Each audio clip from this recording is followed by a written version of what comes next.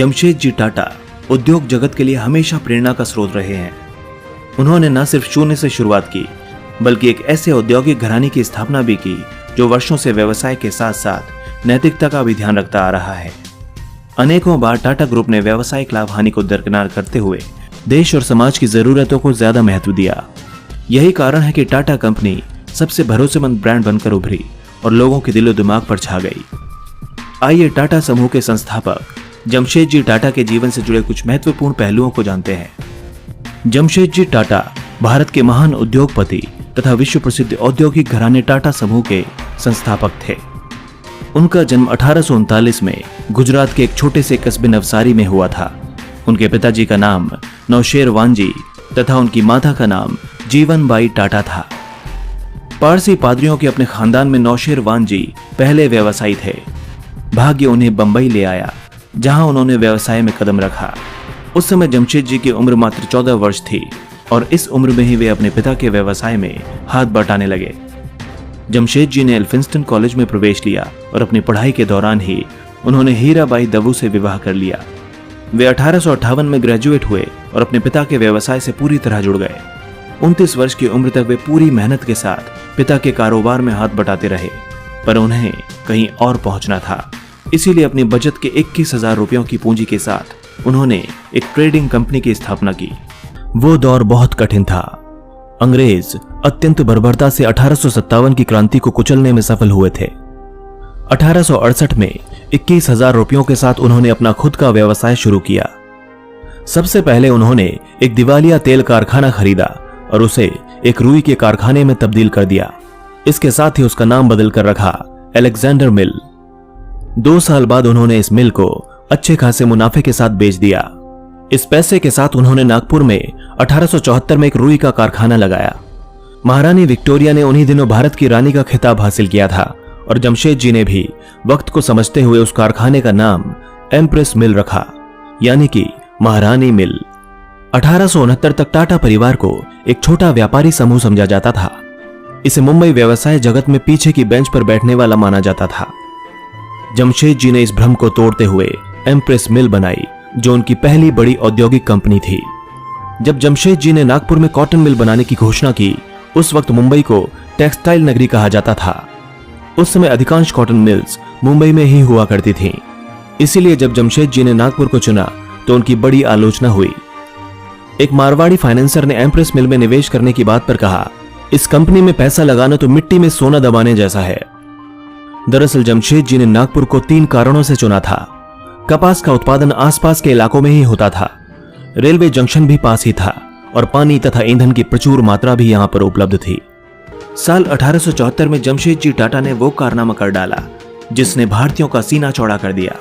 उन्होंने central India spinning, weaving and manufacturing नाम की एक कंपनी बनाई।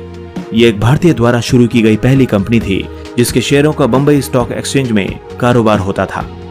उस समय इस कंपनी की पूंजी 5 लाख रुपए थी, जिसमें से टाटा ने 1,50,000 रुपए का निवेश किया था। शायद इसीलिए टाटा को कंपनी का मैनेजिंग डायरेक्टर बना दिया गया। डायरेक्टर बनते ही उन्होंने इस कंपनी के बैनर तले एक कपास मिल लगाने का फैसला किया और इस उद्देश्य के लिए उन्होंने नागपुर को चुना। इस मिल की स्थापना से लोगों को रोजगार के ढेरों अवसर मिले, जिस कारण जमशेद जी टाटा लोगों की नजरों में रातों रात एक चमकता सितारा बन गए। अपने कारोबारी जीवन की शुरुआत में ही जमशेद जी को एक गंभीर आर्थिक झटका लगा। कारोबारी साझेदारी प्रेमचंद्र रायचंद्र का कर्ज उतारने के लिए उन्हें अपना मकान और जमीन जायदाद भी बेचनी पड़ी। इसके अलावा 1887 में खरीदी स्वदेशी मिल में उनकी पूरी जमा पूंजी लग गई और वे आर्थिक संकटों से घिर गए। बहरहाल टाटा ने हिम्मत नहीं हारी और अंततः वे सभी संकटों से उबरकर एक बड़ा नाम बन गए। जमशेद जी एक अलग ही व्यक्तित्व के मालिक थे। उन्होंने न केवल कपड़ा बनाने के नए नए तरीके ही अपनाए, बल्कि अपने कारखाने में काम करने वाले श्रमिकों का भी खूब ध्यान रखा। उनके भले के लिए जमशेद जी ने अनेक नई व बेहतर श्रम नीतियां अपनाई। जमशेद जी को उनके कर्मचारी बहुत मानते थे, क्योंकि उन्होंने अपने कर्मचारियों की हर एक सुविधा का ख्याल रखा था। यही कारण था कि उनकी मिलें न सिर्फ अपने उत्पादों की गुणवत्ता के लिए जानी जाती थीं, बल्कि वे दुनिया भर में सबसे अच्छी तरह संचालित मिलें थीं। जमशेद जी की मिलों में कई ऐसी नीतियां बनाई गई थीं जो अपने समय से दशकों आगे थीं। मिसाल के तौर पर इन मिलों ने अपने कर्मियों के प्रशिक्षण का प्रबंध किया था। उन्होंने काम के घंटे कम किए, कार्यस्थलों को हवादार बनाया भविष्य निधि और ग्रेच्युटी योजना की शुरुआत की। उन्होंने कर्मचारियों को दुर्घटना और बीमारी लाभ देना भी शुरू कर दिया था। कर्मचारियों को छुट्टियों का भुगतान किया और रिटायरमेंट के बाद पेंशन देने की शुरुआत भी की। आपको बता दें कि ये सारी सुविधाएं उस समय पश्चिम के देशों में नहीं दी जा रही थी। इस लिहाज से भी वे अपने समय से कहीं आगे थे। उन्होंने सफलता को कभी भी अपनी जागीर नहीं समझा, बल्कि उनके लिए उनकी सफलता उन लोगों की थी जो उनके लिए काम किया करते थे। जमशेद जी के अनेक राष्ट्रवादी और क्रांतिकारी नेताओं के साथ भी नजदीकी संबंध थे। इनमें प्रमुख थे दादा भाई नौरोजी और फिरोज शाह मेहता। जमशेद जी और उनकी सोच पर इनका काफी प्रभाव था। उनका मानना था कि आर्थिक स्वतंत्रता ही राजनीतिक स्वतंत्रता का आधार है। जमशेद जी के 3 बड़े सपने थे। एक, लोहा व स्टील कंपनी खोलना, दूसरा, विश्व प्रसिद्ध अध्ययन केंद्र की स्थापना करना, तथा तीसरा, जल विद्युत परियोजना यानी हाइड्रो इलेक्ट्रिक प्लांट लगाना। दुर्भाग्यवश उनके जीवन काल में तीनों में से कोई भी सपना पूरा ना हो सका, पर वे बीज तो बो ही चुके थे। एक ऐसा बीज जिसकी जड़ें उनकी आने वाली पीढ़ियों ने अनेक देशों में फैलाईं। इसके अलावा उनका एक और ड्रीम प्रोजेक्ट था जिसको वो पूरा करना चाहते थे, और ये था होटल ताजमहल। उनका ये सपना उनके जीते जी ही पूरा हो गया। यह विश्व प्रसिद्ध होटल 1903 में 4 करोड़ 21 लाख रुपए के शाही खर्च से तैयार हुआ था। उस समय यह रकम आज के अरबों रुपयों के बराबर थी। मुंबई की शान कहे जाने वाले होटल ताज के निर्माण के पीछे एक कहानी चर्चित है। कहा जाता है कि 19वीं सदी के अंत में भारत के कारोबारी जमशेद जी टाटा मुंबई के सबसे महंगे होटल में गए। दुर्भाग्य से वहां उन्हें रंग भेद का शिकार होना पड़ा। उन्हें होटल से बाहर तक जाने को कह दिया गया था, क्योंकि वे पहले ही भारत में एक शानदार होटल बनाना चाहते थे। ऐसे में इस घटना ने उन्हें उकसाने का काम किया। जमशेद जी टाटा ने तत्काल तय किया कि वे भारतीयों के लिए इससे बेहतर होटल बनाएंगे। 1903 में मुंबई के समुद्री तट पर ताजमहल पैलेस होटल तैयार हो गया। यह मुंबई की पहली ऐसी इमारत थी जिसमें बिजली थी, अमेरिकी पंखे लगाए गए थे, जर्मन लिफ्ट्स मौजूद थीं और अंग्रेज शेफ भी थे।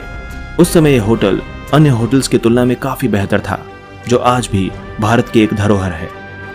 इसमें भी उन्होंने अपनी राष्ट्रवादी सोच को दिखाया था।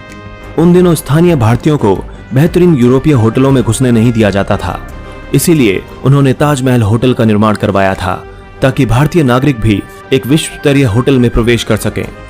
बाद के वर्षों में जमशेद जी की तबीयत नासाज रहने लगी, जिसके चलते 1904 में जर्मनी में उन्होंने अपनी अंतिम सांस ली। भारतीय औद्योगिक क्षेत्र में जमशेद जी का बहुत ही महत्वपूर्ण योगदान रहा है।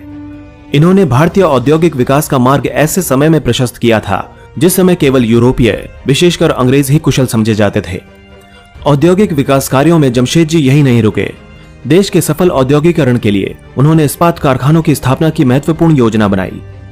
ऐसे स्थानों की खोज की गई जहां लोहे की खदानों के साथ साथ कोयला और पानी की सुविधा भी प्राप्त हो। अंततः जमशेद जी ने बिहार के जंगलों में सिंहभूमि जिले में वो स्थान ढूंढ निकाला जहां पर वो इस्पात मिल की स्थापना कर सकते थे। आगे चलकर इस जगह का नाम जमशेदपुर रखा गया, जिसका दूसरा नाम टाटा नगर भी है। यह शहर भारत के झारखंड राज्य में स्थित है। यह झारखंड के दक्षिणी हिस्से में स्थित पूर्वी सिंहभूमि जिले का हिस्सा है। साल 1907 में Tata iron and steel company यानी टिस्को की स्थापना से इस शहर की बुनियाद पड़ी थी। इससे पहले साक्षी नामक एक आदिवासी गांव यहां पर हुआ करता था।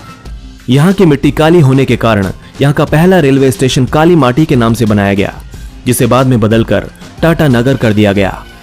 खनिज पदार्थों की प्रचुर मात्रा में उपलब्धता और खड़कई तथा सुवर्ण रेखा नदी के आसानी से उपलब्ध पानी तथा कोलकाता से नजदीकी के कारण यहां आज के आधुनिक शहर की नींव रखी गई थी। जमशेदपुर आज भारत के सबसे प्रगतिशील औद्योगिक नगरों में से एक है।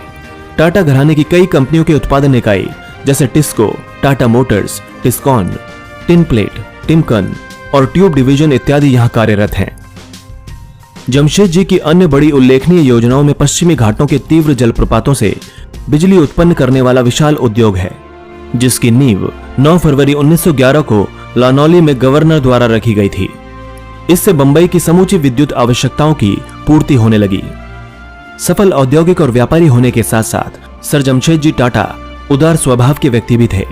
वे औद्योगिक क्रांति के अभिशाप से परिचित थे और उसके दुष्परिणामों से अपने देशवासियों, विशेषकर मिल मजदूरों को बचाना चाहते थे।